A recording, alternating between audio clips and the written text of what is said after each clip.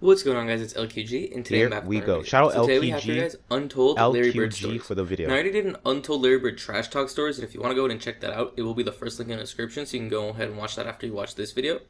But this one does have trash talk stories as well, so if you enjoyed that, you'll definitely enjoy this one, so make sure you watch it till the end. But it also has some crazy and funny stories as well. If you guys enjoy this video, make sure you smash the like button, and also subscribe to the channel to catch all the new content. We're releasing daily videos, so you definitely don't want to miss out. And with that being said, guys, let's start the video.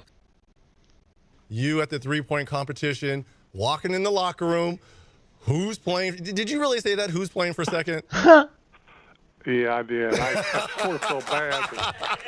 This is a classic. When you walked in and asked who was going to get second place in the three-point contest, when you walked up, when you walked in there, what were you thinking when you made that announcement to the room? Just messing with all those guys like you always did. Yeah, with everybody? I didn't. I had no clue. I never really practiced. Me and Danny used to shoot some before we went out there. Everybody's sitting there. Everybody's real quiet. You really didn't. You knew the guys, but you never were around them.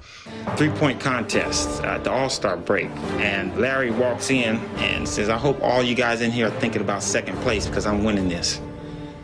Excuse me? Who were some of the guys? Who were some of the guys in the competition at that time when you walked in? Who was in that field? That's insane. You know.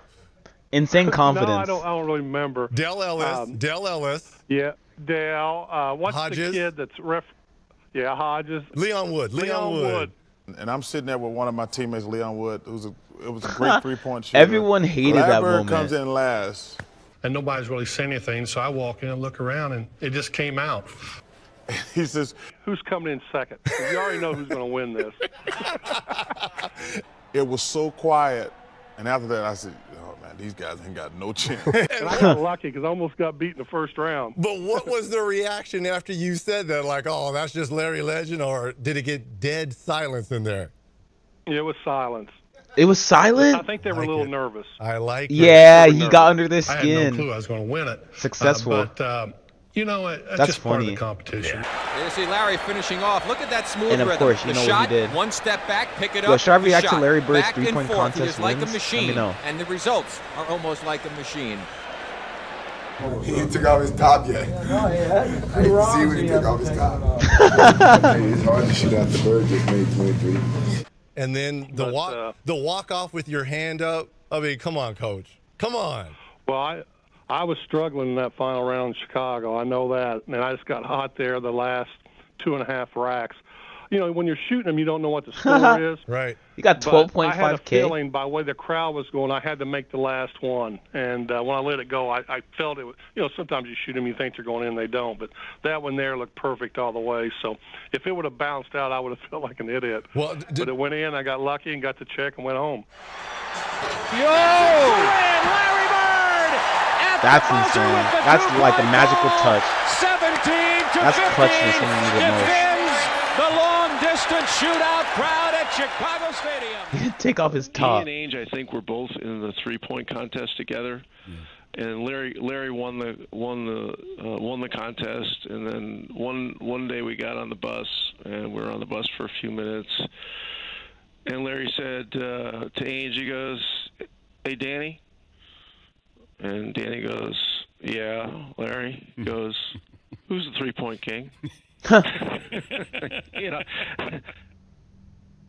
Larry Bird. He was not a nice guy. Oh my God, black eye Larry Bird? Back then when we flew commercial, we didn't fly private.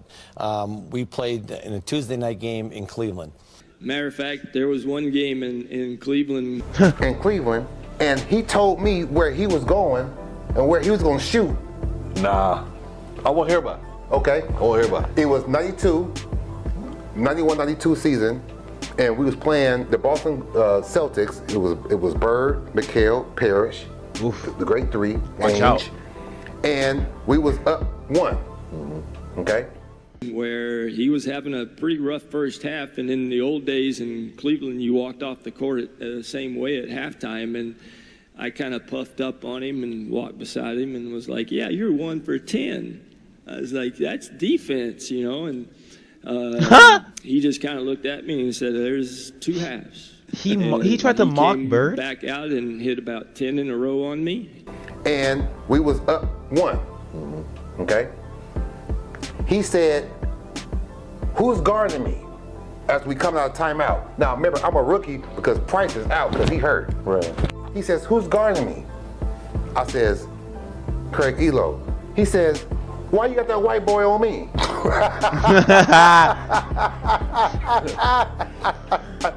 Don't put no white boy on me. He said that was the most. Now remember, Larry Bird is white. Right. And the last one was left-handed, and he asked me if my mother was watching. Well, you had the Bird night. He asked if his mother's watching. Yeah, that was a tough night, man. You know, the biggest argument that night is, well, you only scored 6 on me. But nobody was guarding Bird, were they? Well, we were trying. You were trying to. No, but when a guy is literally Unguardable. coming up the court, calling his shots, and, you know, Bird talked a lot of trash. And that's in New Orleans. That's in New Orleans. You were playing the Hawks, and it was one of those times they were playing some home games down in New Orleans. In New Orleans, I'll never forget that game. He was so hot, he started shooting threes with his left hand. Yep. And it was in a neutral site, and I know that Larry was always telling the ball boys, hey, go find out the scoring record. As he was getting taped on the tape table, he would always say, hey, go find out the scoring record in this gym. We're on the free throw line. He's trying to get the record in and he's every building. He literally says, left side over across the 3, and you're listening to him. That's a tough feeling. Yeah, that was the one game that I think he tortured Dominique. He saw Dominique, this up-and-coming player, and he just tortured him mentally. That game, he tortured all of them. Young Dominique cannot stop Larry Bird.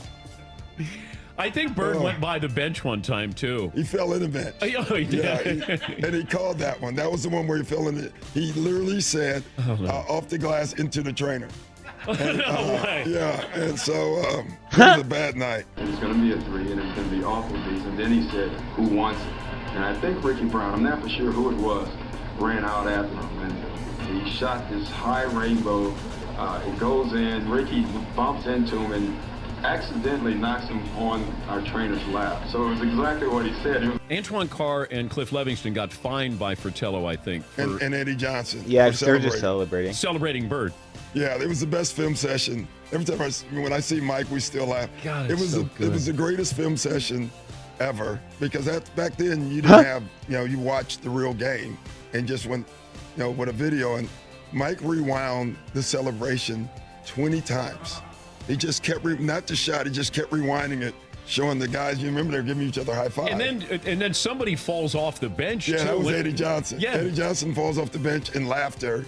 I mean, everybody was entertained by this. Even the guys on the guys on the Atlanta bench. They got fined for that, I heard. Yeah. Watch this. Watch the reactions on the Atlanta bench.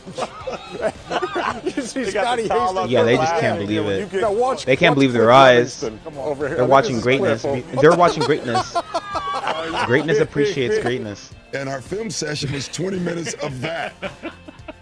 Larry, you know, put on a show that night, and I mean, just to get the whole Atlanta bench going crazy on some of the shots that he was making down the stretch is a pretty good indication. I'm not sure I've ever seen that before.